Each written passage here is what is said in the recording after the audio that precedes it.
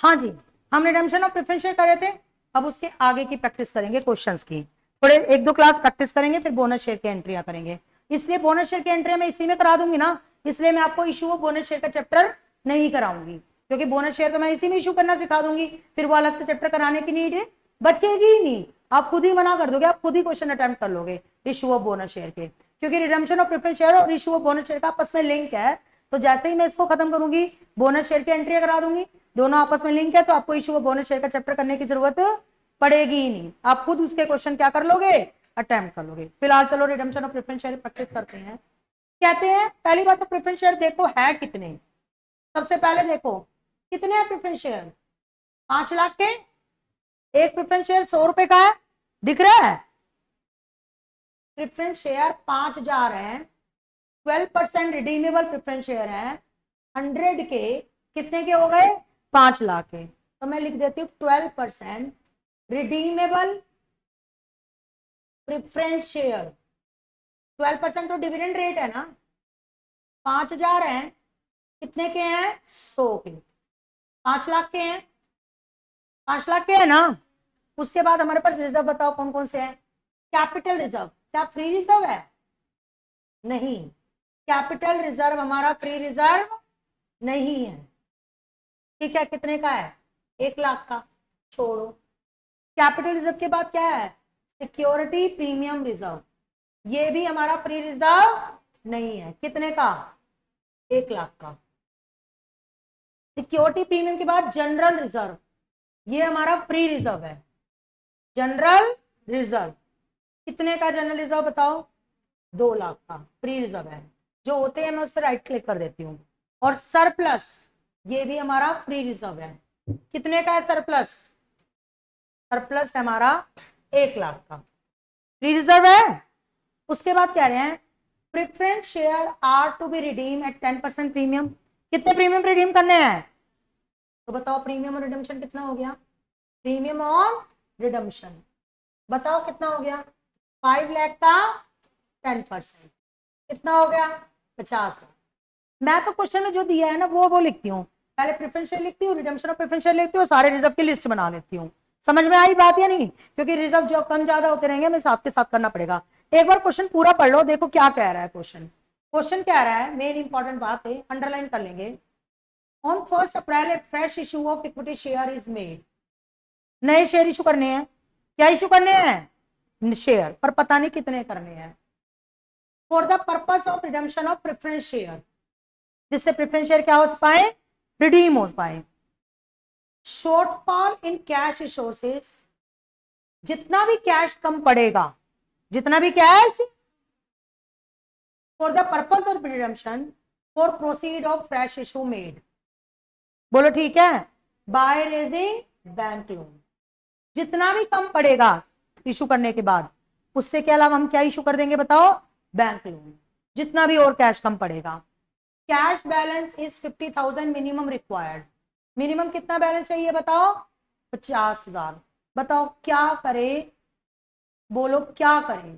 Fresh issue कितने कर रहे हैं, बता सकते हो फ्रेश इशू कितने करने हैं, नहीं बता सकते ना,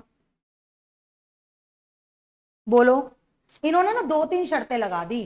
पहली शर्तें क्या लगाई बताओ, कहते हैं उतना ही इशू करना जितनी जरूरत है। कहां लिखा है जो उतना ही इशू करना जितनी जरूरत है, fresh issue of equity share made to the extent required. कहते शेयर उतने इशू करना जितनी जरूरत है, उससे ज्यादा इशू करने की जरूरत नहीं है। यूं नहीं है कि आपको जो है 5 लाख के शेयर रिडीम करने हैं तो 5 लाख के ही आप जो है नए शेयर इशू कर दो, जितनी जरूरत होगी ना मिनिमम शेयर इशू करने हैं। और कहते हैं शेयर इशू करने के बाद भी जो शॉर्टफॉल पड़े ना कैश का, क्या पड़े, शॉर्टफॉल, उससे आप क्या ले लेना, बैंक लोन, क्या ले लेना। और कहता है फिर ऐसा भी नहीं होना चाहिए कि बैलेंस शीट में कैश बचे ही ना। कैश जो बैलेंस शीट में 50,000 रुपए पड़ा है ना, वो यू का यू पड़ा रहने दो, मिनिमम बैलेंस, क्योंकि हमें और कामों के लिए भी तो कैश चाहिए। तो 50,000 रुपए हमें उतना को उतना चाहिए। अभी हमारी बैलेंस शीट में कितना कैश पड़ा है, 50, वो हमें चाहिए ही चाहिए। समझे कि नहीं समझे। 2-3 शर्तें लगाई है। पहली शर्त क्या, शेयर इशू करने हैं लेकिन बहुत ज्यादा नहीं करने, मिनिमम करने हैं, बहुत कम से कम करने हैं। और फिर कहते हैं शेयर इशू करने के बाद भी अगर कैश कम पड़े तो आप क्या ले लेना, बैंक लोन। और कहते हैं बैंक लोन इस हिसाब से लेना कि हमारे पास 50,000 बैलेंस पड़ा ही रहे बैलेंस शीट में, वो कम नहीं होना चाहिए, क्योंकि हमें स्टॉक वगैरह खरीदने के लिए भी तो पैसा चाहिए। तो एक बात बताओ, कितने शेयर इशू करे, कैसे पता लगेगा, बताओ कितने शेयर इशू करे, 5500 कैसे?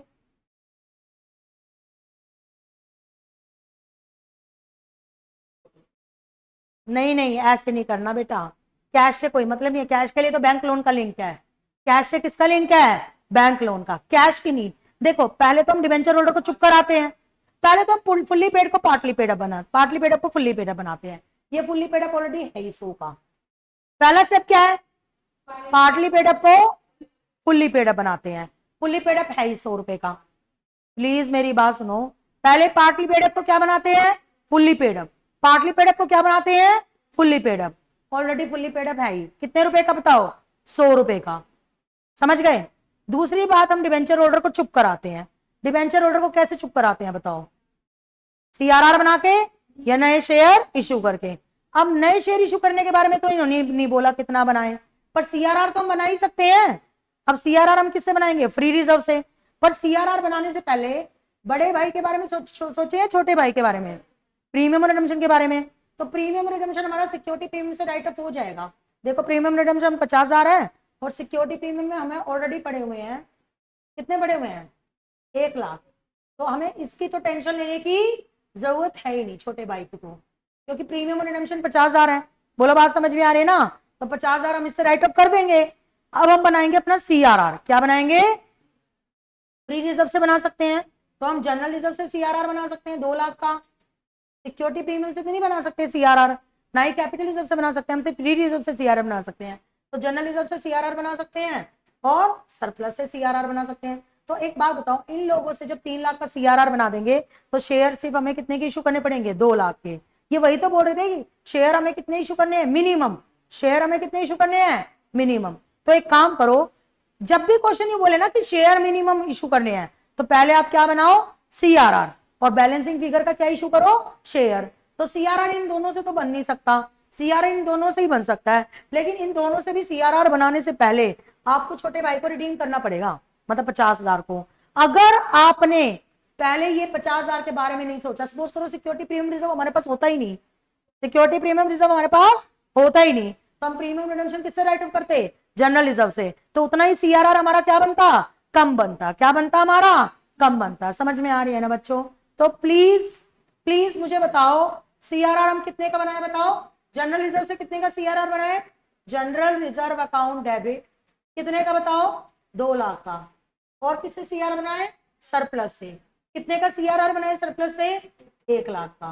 बोलो ठीक है। तो हमारा सीआरआर बन गया कितने का, 5 लाख का, नहीं 3 लाख का। सीआरआर बन गया 3 लाख का, 3 लाख का सीआरआर बन गया। अब हमने जब 3 लाख का सीआरआर बना दिया, तो शेयर कितने के इशू करने पड़ेंगे, शेयर इशू करने पड़ेंगे 2 लाख के। तो हमने मिनिमम शेयर इशू कर दिए 2 लाख के। तो एंट्री क्या होगी बताओ, bank account debit to share application. कितने आए बताओ शेयर, बताओ 2 लाख, 2 लाख ना।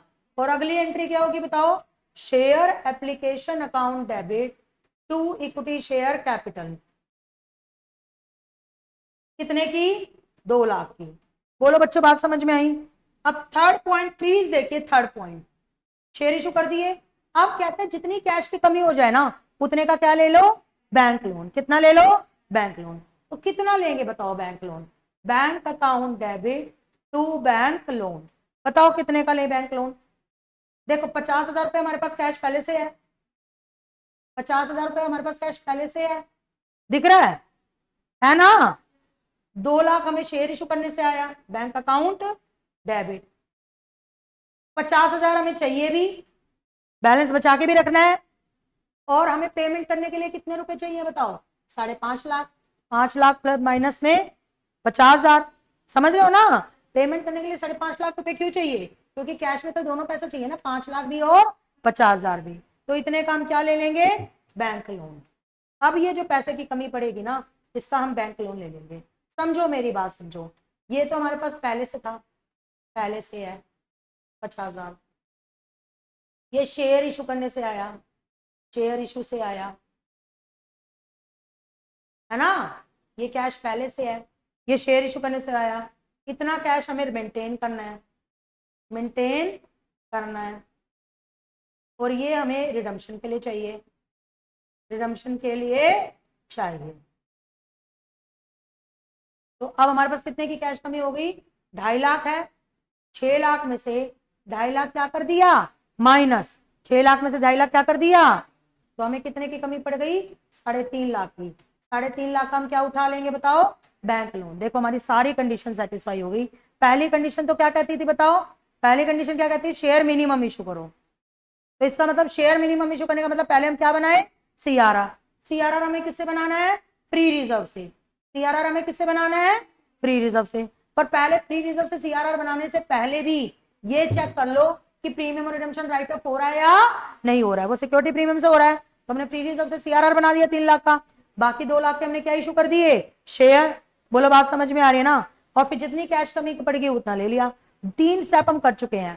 पार्टली पेड अप को फुल्ली पेड अप बनाना, ये पहला स्टेप होता है, फुल्ली पेड अप ऑलरेडी है ही। दूसरा, डिबेंचर होल्डर को चुप कराना। डिबेंचर होल्डर को कैसे चुप करा दिया बताओ हमने, सीआरआर बना के और नए शेयर इशू करके। समझ गए या नहीं समझ गए। और फिर कैश अरेंज करना, कैश कैसे अरेंज कर दिया बताओ हमने, बैंक लोन लेके। हाँ बोल, अब तू बोल। अरे क्रेडिटर को चुप कराना, बाहर वाली लाइबिलिटीज को चुप कराना, डिबेंचर होल्डर क्रेडिटर जो भी है उनको चुप कराना। कंपनी लॉ की रिक्वायरमेंट होती है कि आपको प्रेफरेंस शेयर की रिडम्पशन करने से पहले या तो सीआरआर बनाना पड़ेगा या नए शेयर क्या करने पड़ेंगे, इशू। 5 लाख की रिडम्पशन करनी है हमें, तो 3 लाख का हमने सीआरआर बना दिया, 2 लाख के क्या इशू कर दिए, शेयर। और कैश अरेंज करने के लिए हमने क्या ले लिया, बैंक लोन।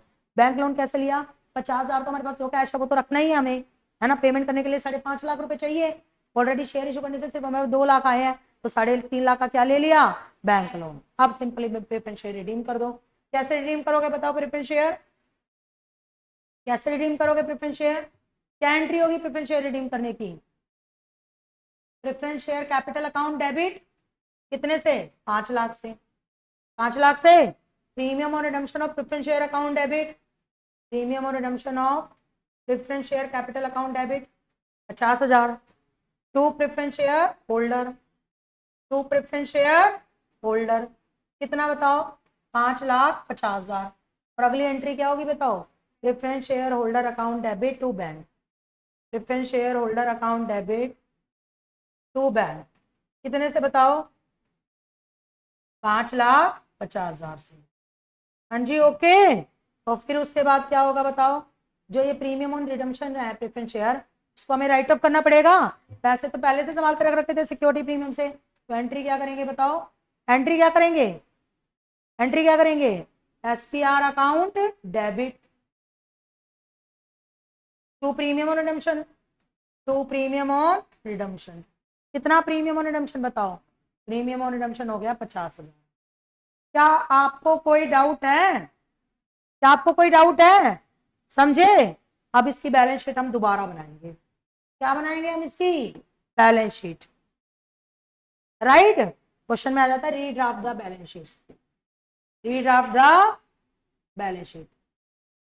सुन लेना ध्यान से बैलेंस शीट कैसे बनाएंगे।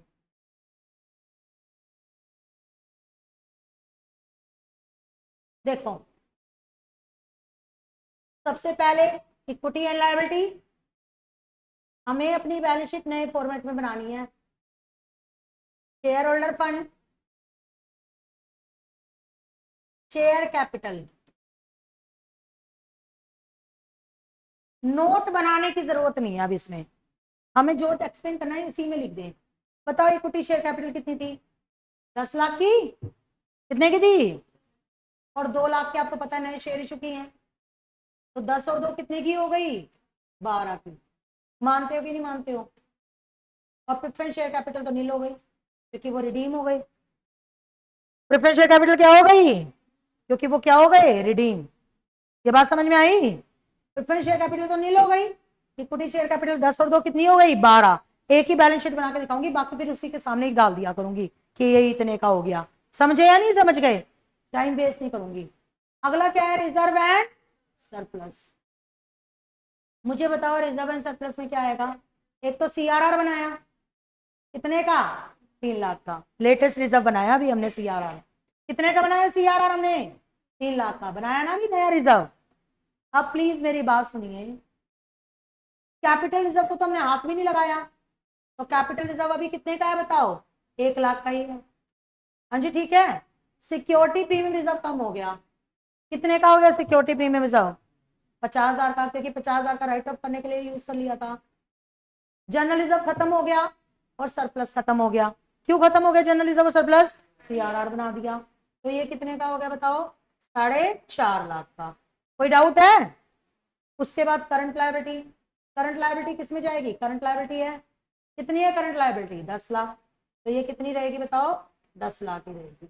12 10 22 26,50,000। ये लायबिलिटी साइड हो गई। अब कौन सी साइड बताओ? एसेट। कौन सी साइड? एसेट। बताओ क्या क्या बची बताओ?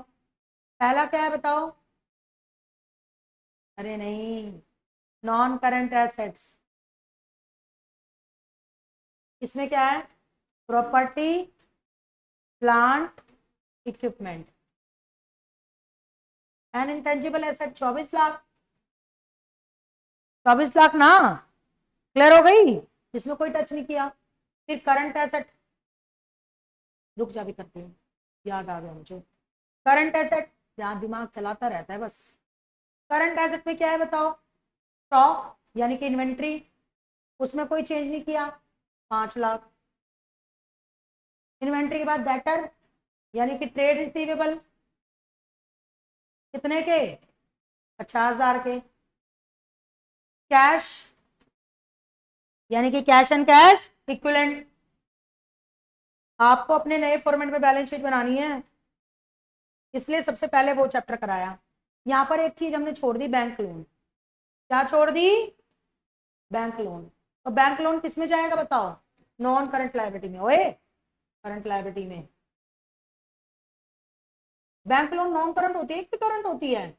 नॉन करंट लायबिलिटी में लॉन्ग टर्म बोरोइंग होती है। नॉन करंट लायबिलिटी में क्या होती है? Long term borrowing. उसमें बैंक लोन आता है 3.5 लाख का। हाँ जी ओके। तो अब ये कितने का हो गया बताओ? 30 लाख की। कितना टोटल हो गया बताओ? ये 30 लाख। और ये नीचे वाला भी कितने का हो गया बताओ? 30 लाख का। आपकी बैलेंस शीट क्या हो गई? मैच हो गई। क्या आपकी बैलेंस शीट बनती है, समझे? अगर जनरल एंट्री बोले तो जनरल एंट्री बनाओ, और बैलेंस शीट भी बोले तो आपको बैलेंस शीट भी क्या करनी पड़ेगी? तैयार करनी पड़ेगी। समझे?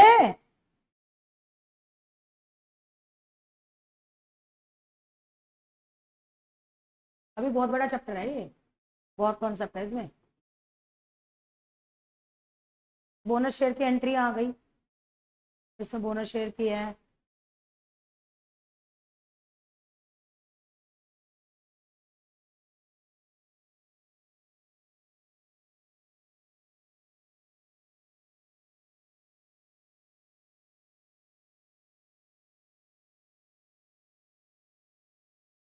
एल्जेब्रिक इक्वेशन सिखा दो, एल्जेब्रिक इक्वेशन बोनस शेयर बाद में सिखाऊंगी। Algebraic equation method.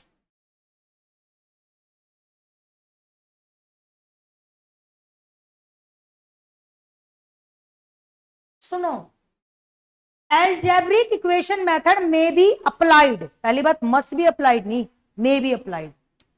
क्या? Algebraic equation method may be applied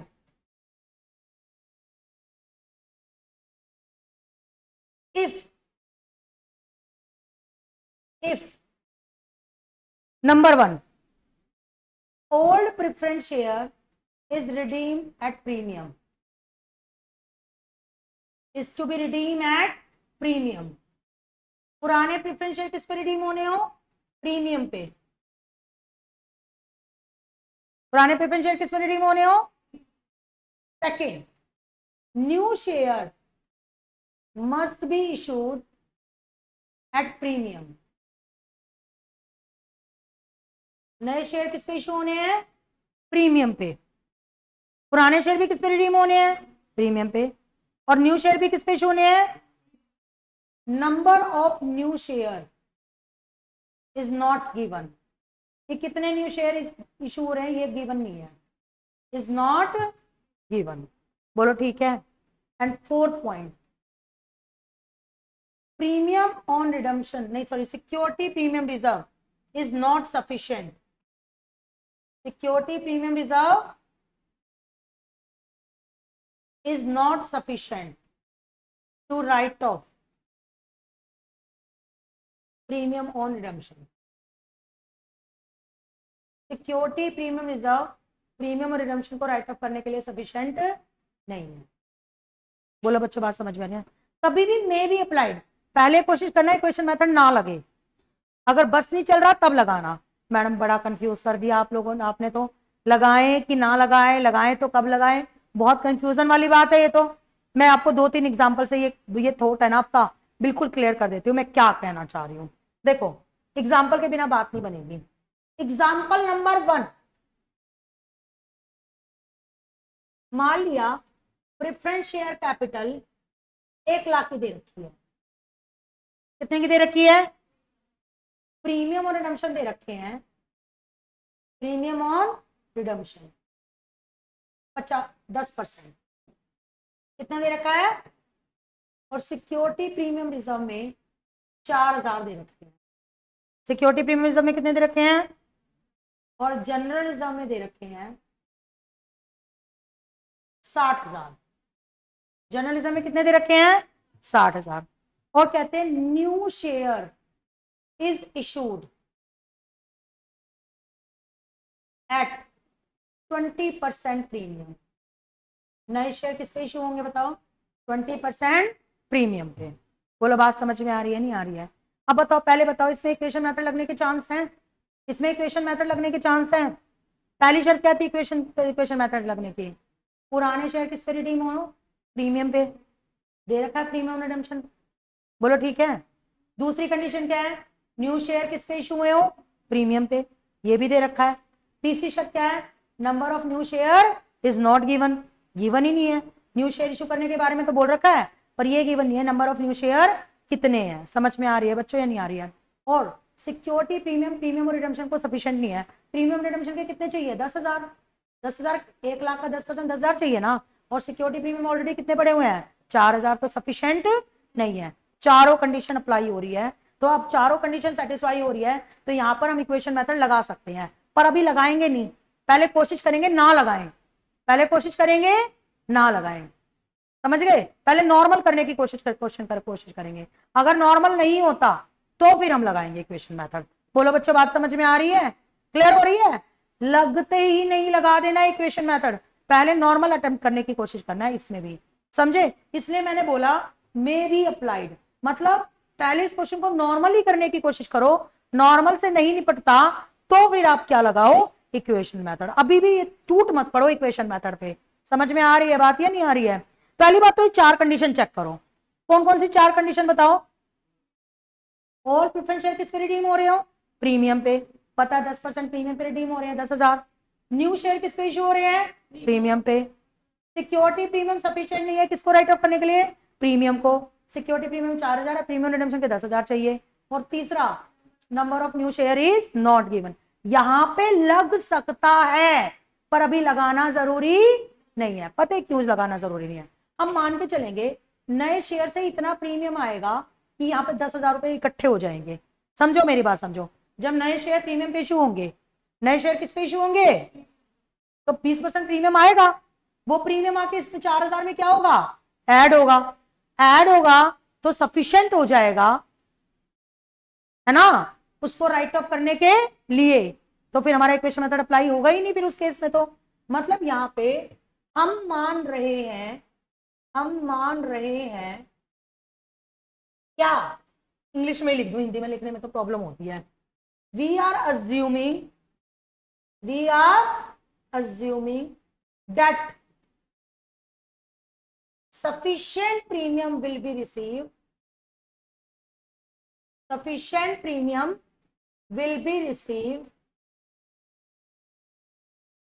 by issue of new share to write off premium on redemption. अब ये पहले मान के चल रहे हैं कि जब नए शेयर से प्रीमियम आएगा ना तो वो इतना सफिशिएंट होगा कि हमारा प्रीमियम रिडम्पशन क्या हो जाएगा, राइट ऑफ। इसका मतलब हमारा पूरा जनरल रिजर्व फ्री है। इसका पूरा जनरल रिजर्व हमारे पास क्या है, free. It means general reserve is free, general reserve is free. ये आजाद है बिल्कुल हमारे पास, है ना। क्लियर हो गई ना, क्योंकि इससे जो प्रीमियम आएगा उससे राइट ऑफ हो जाएगा 10,000 रुपए। किसी की तो चिंता है, छोटे भाई की, छोटे भाई की तो चिंता है। छोटा भाई 4,000 यहां से राइट ऑफ हो जाएगा, छोटा भाई 6,000 यहां से राइट ऑफ हो जाएगा। चिंता अब किसकी रह गई, बड़े भाई की। जो जनरल रिजर्व हमारा प्रूव है, तो हमने जनरल रिजर्व से क्या बना दिया बताओ, जनरल रिजर्व 60,000 है, उससे हमने क्या बना दिया, कैपिटल रिजर्व। क्या बना दिया, capital reserve, CRR, sorry capital reserve नहीं, सीआरआर। जनरल रिजर्व 60,000 था, इससे हमने क्या बना दिया, सीआरआर 60,000 बना दिया। तो इसका मतलब हमारे पास नए शेयर कितने के इशू हो गए, न्यू शेयर इशूड, बताओ कितने के हो गए, 1 लाख के चाहिए थे, 1 लाख में से 60,000 का सीआरआर बना दिया, तो कितना हो गया, 40,000। 40,000 हो गए, और 40,000 हो गए तो सिक्योरिटी प्रीमियम रिजर्व आ गया न्यू शेयर का, ऑन न्यू शेयर। बताओ कितना आया, 40,000 का कितने परसेंट, 20%, कितना आ गया, 8,000। अब ये 8,000 आ जाएगा, तो 8 और 4 कितने हो जाएंगे, 12। 8 और 4 कितने हो जाएंगे, राइट ऑफ करने के लिए कितने चाहिए, 10। तो हमारी अजम्पशन क्या हो गई, सुपर हिट। समझ गए, राइट। हमें इक्वेशन मेथड लगाने की जरूरत ही नहीं पड़ी। समझे कि नहीं समझे, प्लीज मेरी बात सुनो। हमने ये माना नए शेयर इशू करने से जो प्रीमियम आएगा ना, नए शेयर इशू करने से जो प्रीमियम आएगा, कितना प्रीमियम आएगा, वो राइट ऑफ करने के लिए सफिशिएंट होगा। मतलब एटलीस्ट 6,000 तो आएगा ही आएगा। तो हमने पूरे जनरल रिजर्व 60,000 से क्या बना दिया, सीआरआर बना दिया। जब 60,000 से सीआरआर बना दिया, तो 1 लाख में से 60,000 का 40,000 के क्या इशू करने पड़ेंगे, शेयर। और 40,000 का 20% कितना प्रीमियम आएगा, 8,000। 40,000 का 20% कितना प्रीमियम आएगा, 8,000। हमें तो 6,000 ही चाहिए था, तो हमारी एजम्पशन तो सुपर हिट हो गई। अब हमें इक्वेशन मेथड लगाने की जरूरत ही नहीं पड़ी। हम सीधा क्या करेंगे, general reserve account debit to CRR, कितने का बना दिया जनरल रिजर्व, 60,000 का। जी okay, general reserve account debit to CRR कितने का बना दिया, 60,000 का। नए शेयर इशू कर दिए, bank account debit to share application, बताओ कितने के इशू कर दिए, बताओ 40,000 के। जब 40,000 के शेयर इशू करेंगे तो प्रीमियम भी आएगा साथ में, प्रीमियम भी इशू करेंगे तो प्रीमियम भी आएगा ना। तो 40,000 का कितने परसेंट आया, 20%, 8,000, तो 48,000। हाँ जी ओके। और फिर अगली एंट्री क्या होगी बताओ, share application account debit, share application account debit to equity share capital to security premium reserve. 48,000, capital के कितने आएंगे, 40, प्रीमियम के कितने आएंगे, 8। बोलो बात समझ में आ रही है ना, ओके, राइट। अब हम प्रेफरेंस शेयर को रिडीम करेंगे, कितने के रिडीम करेंगे, preference share capital account debit कितना, 1,00,000। हाँ जी ठीक है। प्रीमियम ऑन रिडम्पशन कितना राइट ऑफ होगा, premium on redemption debit 10,000 to preference shareholder, कितना है प्रेफरेंस शेयर होल्डर में, 1,10,000। हाँ जी ठीक है, 1,10,000। और अगली एंट्री क्या होगी, preference shareholder account debit to bank 1,10,000। समझे। और अब हमारे पास प्रीमियम में पैसा सफिशिएंट आई, 4,000 पहले था, 4,000, 8,000 अब आ गया, 4 और 8 कितने हो गए, 12। राइट ऑफ करने के लिए कितने चाहिए, 10। तो अब हम कर लेंगे बस 10 राइट ऑफ। तो एंट्री क्या होगी बताओ, एसपीआर अकाउंट डेबिट, एसपीआर 12 है एसपीआर में, और हम यूज कितने का करेंगे, 10 का, to premium on redemption, to premium on redemption of preference share. 10, खत्म हो गया किस्सा। समझे, इक्वेशन मेथड लगाने की जरूरत ही नहीं पड़ी। लेकिन अगर यही क्वेश्चन ऐसा होता तो कैसा होता, अब इसी एग्जांपल को हम दोबारा लेते हैं। एग्जाम्पल नंबर 2, यहाँ पे देखना इक्वेशन मेथड लगानी पड़ेगी। प्रेफरेंस शेयर कैपिटल कितनी थी मेरी? 1 लाख। कितनी थी? राइट। सेम क्वेश्चन लूंगी मैं, सेम। प्रीमियम और रिडम्पशन कितना था? 10%, यानी कि 10,000। समझे? जनरल रिजर्व कितने का था? 60,000 का। यहां तक तो सेम लिया है, यहां तक तो सेम लिया है, सेम ही क्वेश्चन लिया है ना। प्रेफरेंस शेयर कैपिटल कितनी थी बताओ? 1 लाख। प्रीमियम रिडम्पशन कितना था? 10,000, है ना। सिक्योरिटी प्रीमियम रिजर्व 4,000 और जनरल रिजर्व 60,000।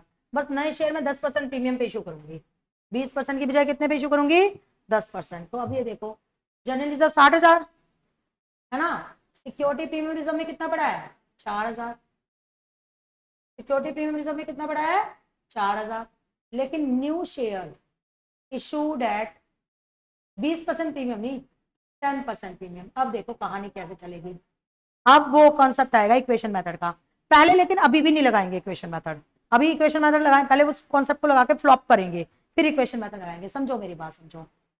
हम मान के चल रहे हैं, अभी भी हम यही मान के चलेंगे ना कि प्रीमियम इतना आएगा ही आएगा, प्रीमियम इतना आएगा ही आएगा कि सिक्योरिटी प्रीमियम को क्या कर दे, प्रीमियम रिडम्पशन को क्या कर दे, राइट ऑफ। तो हमने जनरल रिजर्व से क्या बना दिया? सीआरआर। कितना था जनरल रिजर्व? 60,000। जनरल रिजर्व कितना था? तो हमने सीआरआर कितने का बनाया बताओ? 60 का। पहले जनरल रिजर्व से हमने सीआरआर बना दिया, जनरल रिजर्व नील हो गया। अब हमें न्यू शेयर कितने इशू करने पड़ेंगे? न्यू शेयर इशू करने पड़ेंगे 1 लाख में से सीआरआर 60,000 का बनाया, नए शेयर कितने की इशू करने पड़ेंगे? 40,000 के। अब 40,000 के जब शेयर इशू करेंगे तो सिक्योरिटी प्रीमियम रिजर्व भी आएगा पीछे पीछे। 40,000 का कितने परसेंट? 10%, 4,000। बोलो ठीक है। अब मुझे बताओ कितने हैं मेरे पास सिक्योरिटी प्रीमियम रिजर्व में? 4 पहले थे, 4 पहले थे, है ना, और 4 अब आए, तो कितने हो गए सिक्योरिटी प्रीमियम रिजर्व में? 8,000। पर राइट ऑफ करने के लिए कितने चाहिए? राइट ऑफ करने के लिए चाहिए 10,000। तो मेरा तो राइट ऑफ हो ही नहीं पाएगा, तो मैं ये यहाँ पर क्या हो गई बताओ? फ्लॉप। क्या हो गई? फ्लॉप। अब जाके इक्वेशन मेथड लगेगा। समझ में आई? तो इक्वेशन मेथड लगने के लिए 4 नहीं, एग्जैक्टली कितनी शर्तें हैं? 5। कितनी शर्तें हैं? 5। पहली शर्त क्या है बताओ? पहली शर्त क्या है? और प्रेफरेंस शेयर प्रीमियम रिडीम होनी चाहिए, नए शेयर प्रीमियम पे इशू होने चाहिए, number of share is not given, और security premium is not sufficient. और 5वीं शर्त है कि नॉर्मल मेथड क्या हो जाए? Normal method gets flop. Normal method flop हो जाए तभी आप इक्वेशन मेथड लगाओगे। समझ में आ रही है? क्लियर हो रही है? नॉर्मल मेथड क्या हो जाए तब। एग्जैक्टली 5 कंडीशन है, समझे? पहले आप नॉर्मल मेथड से करके देखोगे, अगर वो फ्लॉप हो जाएगा तब आप इक्वेशन मेथड लगाओगे। अब लगाओगे कैसे? सुनो लगाओगे कैसे। अभी तो मैंने बताया कब लगाना है, लगाना कैसे वो देखो। सिंपल सा लगाने का तरीका है, जो चाहिए और जो अवेलेबल है उसको आमने सामने लिख दो। जो चाहिए और जो अवेलेबल है उसको क्या लिख दो? आमने सामने। सिंपल। चाहिए क्या? प्रेफरेंस शेयर कैपिटल के लिए पैसा, और क्या चाहिए? Premium on redemption. Premium on redemption ये चाहिए। और अवेलेबल क्या है? एक तो हमारे पास जनरल रिजर्व अवेलेबल है, जनरल रिजर्व अवेलेबल है। एक हमारे पास सिक्योरिटी प्रीमियम रिजर्व अवेलेबल है, जनरल रिजर्व अवेलेबल है और सिक्योरिटी प्रीमियम रिजर्व अवेलेबल है। न्यू शेयर की कैपिटल अवेलेबल हो जाएगी, जब नए शेयर इशू होके आएंगे वो अवेलेबल हो जाएगी, और प्रीमियम भी हो जाएगा न्यू शेयर का, प्रीमियम और न्यू शेयर ये हमारे पास अवेलेबल हो जाएगा। जो चाहिए और जो अवेलेबल है उसको क्या लिखना है? आमने सामने। बताओ चाहिए क्या क्या? प्रेफरेंस शेयर कैपिटल के कितने रुपए चाहिए? 1 लाख। 1 लाख चाहिए। प्रीमियम रिडम्पशन के कितने चाहिए? 10,000। हमें पास अवेलेबल क्या है? जनरल रिजर्व कितने का? 60,000 का। और क्या अवेलेबल है? 4,000 सिक्योरिटी प्रीमियम रिजर्व। नए शेयर मान लिया x रुपए के इशू कर रहे हैं, कितने के इशू कर रहे हैं? और प्रीमियम आएगा फिर x का 10%। क्या किसी बच्चे को कोई डाउट है? इक्वेशन मेथड ऐसे लगता है, सिंपल है। इक्वेशन मेथड लगाना इज नॉट डिफिकल्ट, कब लगाना है ये जानना डिफिकल्ट है। समझ में आ रही है? अब उसके बाद अब क्या करेंगे बताओ? क्या करेंगे, 1,10,000 इक्वल टू 64,000, एक्स और एक्स प्लस 10 यानी कि 100x तो 10x 110x अपॉन में 100। आता है ना सॉल्व करना ये तो आपको। 100x और 10x 110x हो गए भाई, 100 एलसीएम ले लिया, 100x और 10x 110x, 64,000 इधर माइनस हो गए, 110 माइनस में 64 इक्वल टू 110x बराबर 100। तो ये कितना आ गया बताओ, ये कितना आ गया, x 46,000 equal to 110x upon में 100। तो x कितना आ गया, 46,000 इंटू में 100 अपॉन में 110। बोलो बात समझ में आ रही है। तो कितना आया बताओ, ये आया हमारे पास, कितना आया ये हमारे पास, कैलकुलेटर देना, कैलकुलेटर दे कैलकुलेटर। x आया 46,000 इंटू में 110 अपॉन में 100,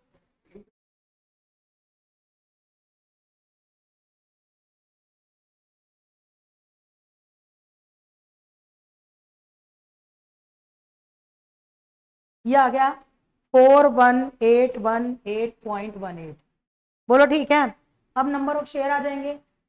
नंबर ऑफ शेयर कैसे आएंगे, 41,818.18, उसको 10 से क्या कर दिया डिवाइड, फेस वैल्यू आ गई ना शेयर की, फेस वैल्यू लेट कर ली फेस वैल्यू, तो ये आ गए 4181.818। तो अब इसको राउंड ऑफ कर दिया, क्योंकि शेयर कभी भी पॉइंट में इशू नहीं होते, बच्चे कभी 2 पॉइंट में पैदा नहीं होते, 2.5 पौने 3 पौने 4 बच्चे कभी पैदा नहीं होते, या तो 2 होंगे या तो 3 होंगे या तो 4 होंगे। तो शेयर कभी भी पॉइंट में इशू नहीं होते, तो इनको कर दो ज्यादा, 4182 शेयर इशू कर दो, 4182। समझ गए या नहीं समझ गए।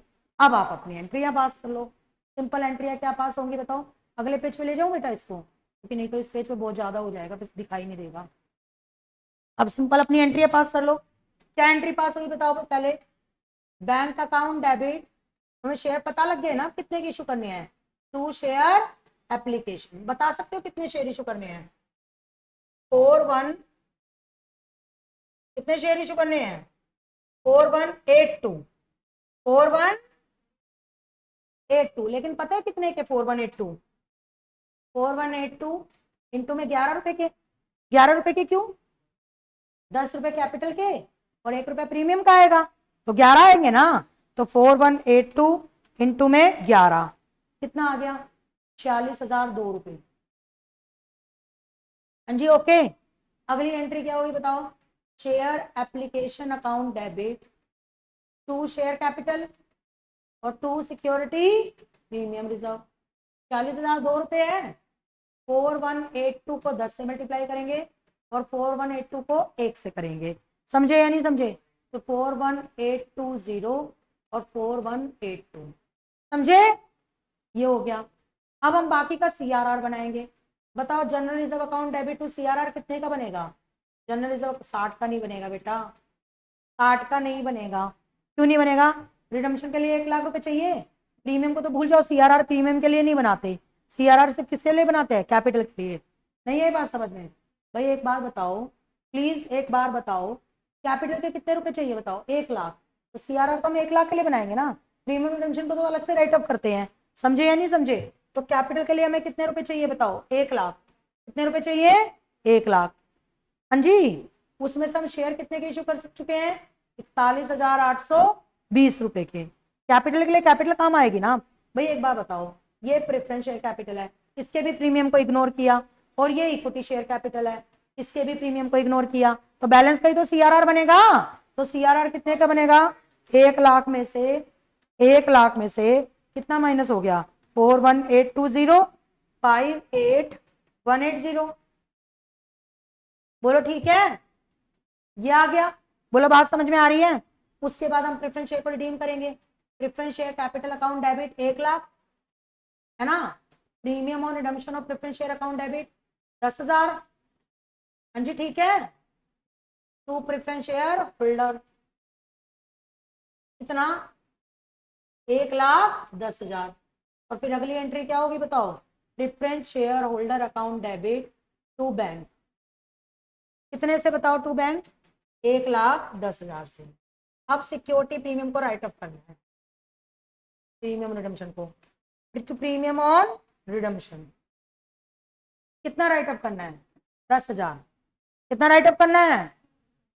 सिक्योरिटी प्रीमियम में तो अभी भी हमारे पास पैसा नहीं है, क्यों बताओ? कितना राइट अप करेंगे सिक्योरिटी प्रीमियम से? कितना राइट अप करेंगे सिक्योरिटी प्रीमियम से? 4,000 तो हमारे पास पहले था, 4,000 तो हमारे पास पहले था, 4,182 अब आया है, 4,182 अब आया है, तो 8,182 इतना ही राइट अप होगा। बाकी किससे राइट अप हो जाएगा? जनरल रिजर्व से, क्योंकि जनरल रिजर्व में हमारे पास पैसा बचा पड़ा है। जनरल रिजर्व में 60,000 था, जबकि हमने यूज कितना किया है? 58,180। तो जनरल रिजर्व में हमारे पास पैसा बचा पड़ा है। जनरल रिजर्व में हमारे पास, पर हमें चाहिए कितना? 10,000 में से 8,182 माइनस कर देंगे, जनरल रिजर्व से 1,818 निकालेंगे। और जनरल रिजर्व में पड़ा कितना हुआ? 1,820। 1,820 कैसे पड़ा है जनरल रिजर्व में? 60,000 में से 58,180 क्या कर दिया? माइनस 58,180 यूज किया है ना, तो जनरल रिजर्व में 1,820 पड़ा हुआ है, निकालेंगे कितना? सिर्फ 1,818। 2 रुपए स्टिल पड़े रह जाएंगे जनरल रिजर्व में। और ये क्यों हुआ? ये इतना 2 रुपए का अंतर पता है क्यों आया? क्योंकि हमने पीछे क्या कर दिया था? ये राउंड ऑफ। अगर हमारे को राउंड ऑफ नहीं करना होता ना, तो ये 2 रुपए का अंतर भी नहीं आता। समझ में आ रही है बात? ये नहीं आ रही है? तो ये हमारा इक्वेशन मेथड है, इतनी आसानी से समझ में नहीं आएगा।